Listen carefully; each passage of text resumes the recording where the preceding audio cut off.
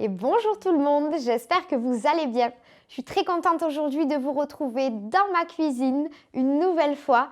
Mais la semaine dernière, je vous ai posté une recette du lait végétal maison, du lait d'amande maison. Elle vous a beaucoup plu. Du coup, j'ai décidé que pour les 5 prochaines semaines au minima, on allait rester dans cette optique du fait maison et que j'allais vous donner des petites recettes, des astuces pour pouvoir justement faire les choses soi-même plutôt que d'aller les acheter au supermarché. Aujourd'hui, je vous propose de réaliser une purée d'oléagineux. J'ai choisi la purée de noix de cajou, c'est vraiment celle que je préfère. Bien entendu, vous pouvez utiliser des amandes, des noisettes ou encore des cacahuètes. Si vous préférez ces oléagineux-là, ce sera absolument le même process.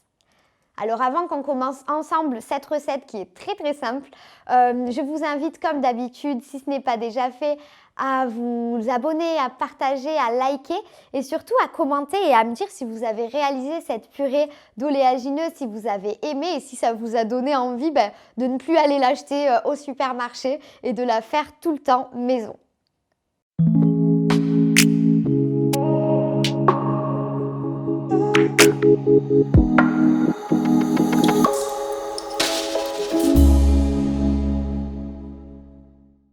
Pour réaliser une purée de noix de cajou maison, j'ai commencé par peser 150 g de noix de cajou, ni salées, ni grillées, que j'ai acheté en vrac dans un petit magasin zéro déchet dans mon quartier.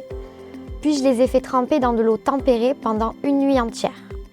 Comme pour la vidéo du lait d'amande maison que j'ai réalisé la semaine dernière, cette étape elle va permettre entre autres de rendre la purée de noix de cajou plus digeste et d'activer le processus de germination.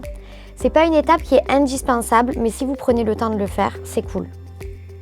Dès le lendemain, on peut sortir nos noix de cajou de l'eau et bien les sécher avec un torchon avant d'aller les faire torréfier quelques minutes à sec dans une poêle bien chaude en les remuant régulièrement.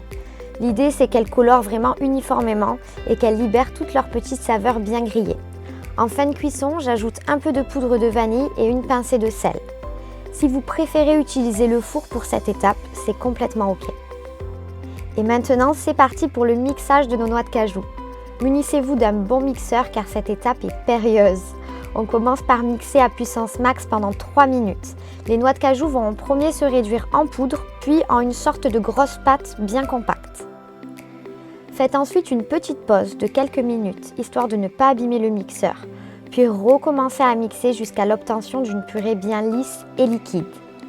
Personnellement, j'ai ajouté l'équivalent de 2 cuillères à café d'huile de noisette et un fond d'eau pour aider mon mixeur qui était en grande détresse. N'oubliez pas surtout de faire des petites pauses régulièrement pour le bien-être de notre robot. Cette étape, elle peut prendre plus ou moins de temps, entre 10 et 20 minutes selon la puissance et la qualité de votre mixeur. Notre purée de noix de cajou est fin prête. Après l'avoir mise dans un bocal hermétique, cette petite merveille se conservera pendant quelques semaines au réfrigérateur sans problème. Et voilà, c'est déjà terminé. Franchement, je vous avais dit, c'était assez facile à faire, même très facile. C'est le blender qui fait tout finalement.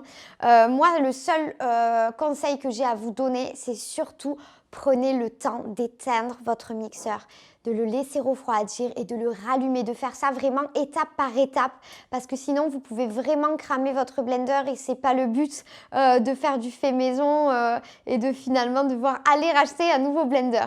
Donc je parle en connaissance de cause, hein. J'en ai déjà fait chauffer quelques-uns en essayant de faire les choses beaucoup trop rapidement.